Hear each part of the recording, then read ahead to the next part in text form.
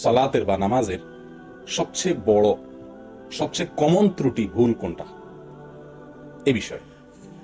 যে ভুলটা সালাতের সবচেয়ে বড় ভুল, যে বিষয়টা সালাতের সবচাইতে কমন ভুল, গণহারে কম বেশ সকলেই এই ভুলে আক্রান্ত আমরা, সেই ভুলটা কি? সালাতের সবচেয়ে বড় সমস্যাটা কোন জায়গায়, সেটার বিষয়ে আমরা আলোচনা করার চেষ্টা করবো আজকে ইনশাআল্লাহ বিদিল্লাহ, ওয়া মা তাওফীক ইল্লা বিল্লাহ। প্রথম কথা হলো, মুমিনের জীবনের সবচেয়ে গুরুত্বপূর্ণ কাজ হলো সালাহ। মুমিনের জীবনের সবচেয়ে গুরুত্বপূর্ণ কাজ হলো কি? সালাহ, নামাজ। এর চাইতে গুরুত্বপূর্ণ কোনো কাজ ইমানের পরে আর ইমানদারের জন্য নাই। কিয়ামতের ময়দানে আল্লাহ সুবহানাহু ওয়া তাআলা, সুনান তিরমিজির হাদিসে আসছে যে আল্লাহ সুবহানাহু ওয়া তাআলা সর্বপ্রথম বান্দার যে হিসাবটা নেবেন সেটা হলো কিসের? নামাজের। সবচেয়ে গুরুত্বপূর্ণ বিষয়ের হিসাব সবকিছুর আগে নেওয়া হয়। কবরে তো আলমে বারজাখে প্রথমেই ইমানের পরীক্ষা হয়ে যাবে, সবচেয়ে গুরুত্বপূর্ণ বিষয় ইমান। তারপরে যখন হাসর হবে, কিয়ামতের ময়দানে বিচার শুরু হবে, তখন বান্দার প্রথম যে আমলটির হিসাব আল্লাহ চাইবেন সেটা হলো কি? ইন্না আউওয়ালা মা ইউহাসাবু বিহিল আবদু মিন আমালিহি ইয়াউমাল কিয়ামাতি মিন আমালিহি সালাতুহু। অন্যরা বর্ণনা আছে আউওয়ালু মা ইউহাসাবু বিল আবদি ইয়াউমাল কিয়ামাতি সালাহ। প্রথম সালাতের হিসাব হবে। সালাত যার ঠিকঠাক মতো হয়ে যাবে, তেমন কোনো ভুল ত্রুটি সমস্যা ধরা পড়বে না, সে ব্যক্তি সম্পর্কে নবী সাল্লাল্লাহু আলাইহি ওয়াসাল্লাম বলেছেন ফাইন সালাহাত ফাকাদ আফলাহা ওয়া আনজাহ। যার নামাজের হিসাব মোটামুটি ঠিকঠাক হয়ে গেছে, প্রথম পরীক্ষা পাশ করে গেছে, সে সফল হয়ে গেল, তার অন্যগুলাতে আর খুব বেশি ঠেকবে না, বাঁধবে না। আর ওয়া ইন ফাসাদাত ফাকাদ খাবা ওয়া খাসির।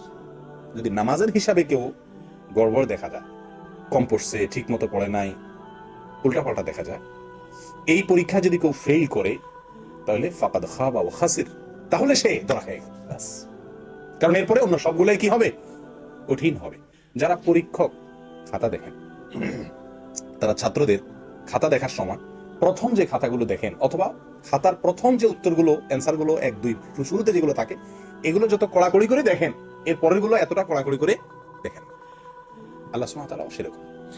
পৃথিবী ভাইরা, এই হলো সালাত সবচেয়ে গুরুত্বপূর্ণ বিষয়, এবং এটা ঠিকঠাক হয়ে গেলে অন্য সবকিছু সহজ হবে, এটুকু আমরা বুঝলাম। কোরআনে আল্লাহ সুবহানাহু ওয়া তাআলা সালাত এর বিষয়ে অনেকগুলো জায়গাতে আলোচনা করেছেন। এর ভিতরে এক জায়গায় আল্লাহ সুবহানাহু ওয়া তাআলা বলেন, ইমানদাররা সফল হবে ওই ইমানদাররা যারা তাদের সালাতে খুশু অবলম্বন করে। খুশু কি, তার ব্যাখ্যা আমরা পরে আসছি। অন্য আয়াতে আল্লাহ সুবহানাহু ওয়া তাআলা সূরা বাকারার মধ্যে আল্লাহ বলেন, হাফিজু আলাস সালাওয়াতি ওয়াস সালাতিল উসতা ওয়া কুমু লিল্লাহি কানিতিন। তোমরা সমস্ত সালাতগুলোর হেফাজত করো, রক্ষণাবেক্ষণ করো, যথাযথভাবে সালাতগুলো আদায় করো। ওয়া কুমু লিল্লাহি কানিতিন, এবং আল্লাহর জন্য তোমরা দাঁড়াও, দণ্ডায়মান হও, কানিত অবস্থায়, যথাযথভাবে, বিনয়ের সাথে, স্থিরভাবে। প্রিয় ভাইরা, এই আয়াতগুলো দ্বারা আমরা বুঝলাম যে সালাত আমার জন্য সফলতা বয়ে আনবে যদি সেই সালাতে আমার খুশু থাকে, যদি আমি সালাতের মুহাফাজা করি, যদি আমার কিয়ামটা বিল কুনুত হয়, তাহলে সেই সালাত আমার সফলতা বয়ে আনবে।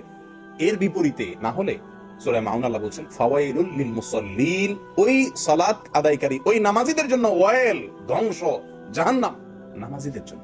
কারা? আল্লাযীনা হুম আন সালাতিহিম সাহুন, যারা তাদের নামাজের ব্যাপারে উদাসীন, গাফিল, যথাযথভাবে যত্ন নেয় না, তাদের জন্য। এবার আসি আমরা নামাজ, আমরা যারা পড়ি, আল্লাহ পড়ার তৌফিক দান করেন 5 ওয়াক্ত আলহামদুলিল্লাহ। আমাদের সালাতের সবচেয়ে বড় সমস্যাটা কি বলেন তো? অমনোযোগিতা। বলেন আপনাদের কারোর মত? সবাই একমত আমার সাথে? নামাজের সবচেয়ে বড় সমস্যা হলো কি? অমনোযোগিতা, অর্থাৎ নামাজের মধ্যে মন থাকে না। এতে কোনো সন্দেহ নাই যে এই রোগ আজকে আমাদের সবাইকে পেয়ে বসে আছে। আমরা প্রত্যেকটা লোক নামাজ পড়ি, নামাজে আমাদের মন থাকে না, এতে কোনো সন্দেহ নেই। মন কিভাবে নামাজে স্থির করে ধরে রাখা যাবে, মনে কিভাবে পেরেক মেরে আটকানো যাবে, এই টেনশনে আমরা সব নামাজিরাই অস্থির, ঠিক না? কিন্তু এর চাইতে বড় ভুল যেটা নামাজে মনোযোগ না থাকার চাইতেও বড় ভুল আকারে, গুরুত্বের বিচারে, যে ভুলটার ব্যাপারে আমাদের কারোরই খুব বেশি মাথা ব্যথা নাই, আমরা এক বাক্যে সবাই একমত হয়ে গেলাম যে নামাজের সবচেয়ে বড় ভুল এবং সবচেয়ে কমন ভুল হলো অমনোযোগিতা। আমি স্বীকার করেছি, সন্দেহ নাই যে অমনোযোগিতা একটা ভুল, এবং এটা গণহারে সবার ভিতরে কম বেশ আছে। কিন্তু এর চাইতে বড় ভুল যেটা সবার ভিতরে আছে, সেটা হলো খুজু না থাকা। মনোযোগ, এটাকে বলা হয় খুশু। আর বাহ্যিক অঙ্গ প্রত্যঙ্গ দিয়ে সালাতের প্রতিটি রকনকে যথাযথভাবে ধীর স্থিরতার সাথে আদায় করা, এটা হলো খুদু। দুইটা জিনিস আছে সালাতের জন্য, একটা হলো খুশু আর একটা হলো খুদু। আমরা বেশিরভাগ লোক, আমাদের আপত্তি হলো আমাদের সালাতে খুশু নাই, অর্থাৎ মন স্থির থাকছে না। আসলে মন সবসময় স্থির থাকা সম্ভব না। আপনি 2 রাকাত 4 রাকাত সালাত আদায় করবেন, নামাজ পড়বেন এবং এর শুরু থেকে শেষ পর্যন্ত আপনার মন পরিপূর্ণ নামাজেই থাকবে, কোথাও যাবে না, এটা সম্ভব না। মানুষের মন উড়ন্ত পাখির মতো, এটা ধরে সবসময় আটকে রাখা যায় না, অন্যদিকে মন চলে যেতে পারে। এই চলে যাওয়াটা দোষের নয়। দোষের কি? ইচ্ছাকৃত ভাবে অন্য চিন্তা, অন্য ধ্যান, অন্য কল্পনা জল্পনা নামাজের মধ্যে করা, আল্লাহর স্মরণ ছাড়া অন্য কথার দুনিয়াবি কোনো চিন্তা করা নামাজের ভিতরে ইচ্ছাকৃত ভাবে করা, এটা হলো দোষের। আর আরেকটা হলো ইচ্ছাকৃত আপনি করেন নাই, কিন্তু আপনি অন্যদিকে যে ভুলে মন চলে গেছে সেটার উপর আপনি স্থির আছেন, সরে আসার চেষ্টা করছেন না, মনটাকে আল্লাহর দিকে আনছেন না। ইচ্ছাকৃত যদি আমরা এরকম করি বা কন্টিনিউ যদি আমি এরকম করতে থাকি বা কখনো মনোযোগ আনার চেষ্টাই যদি আমি না করি, তাহলে সেটা হলো আমার নামাজের অবশ্যই একটি গুরুত্বপূর্ণ ভুল। কিন্তু যদি ভুলে কখনো অন্যদিকে মন চলে যায়, তাহলে সেটা সালাতকে নষ্ট করে দেয় না। কথা বুঝে আসছে? নবী সাল্লাল্লাহু আলাইহি সাল্লামের পর্যন্ত, নবী করিম সাল্লাল্লাহু আলাইহি সাল্লামের পর্যন্ত নামাজে অন্যদিকে মন গেছে হাদিস দ্বারা প্রমাণ পাওয়া যায়। অনেক সময় তিনি নামাজ পড়াচ্ছেন, একদিন তিনি নামাজ পড়াচ্ছেন, কোন এক শিশু বাচ্চার কান্নার আওয়াজ তিনি শুনতে পাইছেন নামাজের মধ্যে, ইমামতি করছেন ওই অবস্থায়। তখন তিনি কি করলেন? বাচ্চার কান্না এত বেশি মাত্রায় হচ্ছে যে মনে হচ্ছে বাচ্চা খুব কষ্টে আছে, হয়তো তার বাবা বা মা উভয়ে তারা কি করছেন, মসজিদের জামাতে শামিল হয়ে গেছেন। তখন নবী করিম সাল্লাল্লাহু আলাইহি সাল্লাম ওই বাচ্চার কান্নার আওয়াজ শুনে তাড়াতাড়ি করে নামাজ সংক্ষেপ করে দিলেন। সংক্ষেপ করে নামাজ শেষে বললেন যে কার বাচ্চা সে যায় যেন ধরে। তাহলে এখান থেকে কি বুঝলাম? নামাজের ভিতরে অন্য কোনো দিকে মন যেতে পারে, যেতে পারে। ইচ্ছাকৃত চিন্তা করা, জল্পনা করা ভুল, বা সেটাকে কন্টিনিউ করাটা ভুল, কিন্তু যেতে পারে। কথা বুঝে আসছে প্রিয় দিনী ভাইরা? কিন্তু একটি হাদিসেও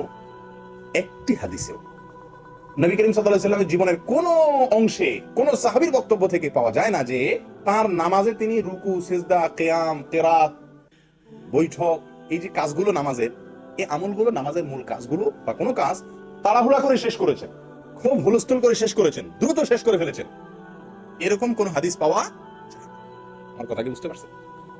নামাজের ভিতরে মন অন্যদিকে গেছে এটা পাওয়া যায়, কিন্তু নামাজের মধ্যে নামাজের যে বাহিরের অংশ অর্থাৎ খুদু, এটা নষ্ট হয়েছে কখনো, এরকম কোন হাদিস নবী করিম সাল্লাল্লাহু আলাইহি ওয়াসাল্লামের জীবনে পাওয়া যায় না। তার মানে কি? নামাজের মনোযোগ ধরে রাখা যত বেশি গুরুত্বপূর্ণ, তার চাইতে অনেক বেশি গুরুত্বপূর্ণ বিষয় হলো, এর চাইতে অনেক বেশি গুরুত্বপূর্ণ বিষয় হলো কি, নামাজের মধ্যে নামাজের বাহ্যিক যে অঙ্গ প্রত্যঙ্গ, নামাজের বাহ্যিক যে আপনার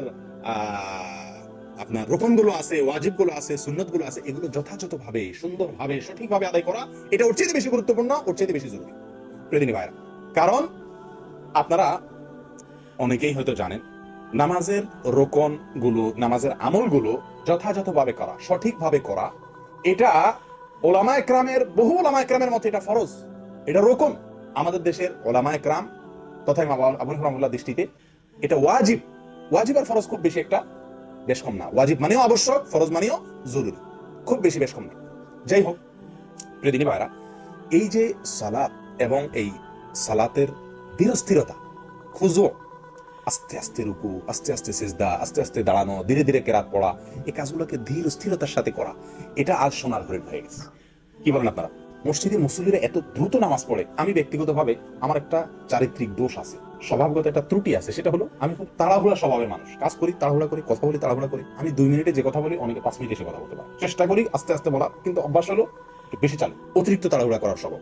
আমি চিন্তা করলাম যে আমার মতো তড়িৎ স্বভাবের লোক মসজিদে আমি খেয়াল করে দেখছি যে আমি 2 রাকাত নামাজ পড়তে পড়তে অনেকের 2 রাকাত শেষ হইয়া বাইরে হয়ে যাবে, মসজিদের 80% লোক খালি হয়ে যায় আমার 2 রাকাত সালাম ফেরানোর আগে। আমি যে খুব ধীরে ধীরে পড়ি তা তো না, আমিও তো এ রোগের রোগী কম বেশ, আল্লাহ মাফ করে, কিন্তু অন্যরা দেখে আমার চাইতে আরো বড় রোগী।